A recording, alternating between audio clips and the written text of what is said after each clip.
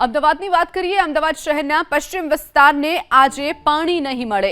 પશ્ચિમ અને નવ પશ્ચિમ ઝોન વિસ્તારમાં પાણી પૂરું પાડતા જાસપુર વોટર ટ્રીટમેન્ટ પ્લાન્ટ ખાતેથી પાણીનો પુરવઠો ઉપલબ્ધ થઈ શકે તેમ ન હોવાના કારણે આજે સવારે પાણી નહીં મળે।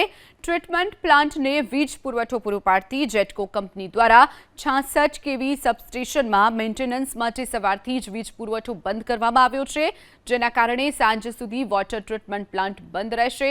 શહેરના ચાંદખેડા, મોટેરા, રાણીપ, સાબરમતી, નવાવાડજ, વાડજ, કેશવનગર, સુભાષબ્રિજ, પાલડી, વાસણા, ગાટલોડિયા, ચાંદલોડિયા, થલતેજ, બોપલ, ઘુમા વિસ્તારના લોકોને આજે પાણી નહીં મળે, જ્યારે આવતીકાલથી રાબેતા મુજબ પાણી વિતરણ કરવામાં આવશે। અમદાવાદની વાત કરીએ। અમદાવાદ શહેરના પશ્ચિમ વિસ્તારને આજે પાણી નહીં મળે।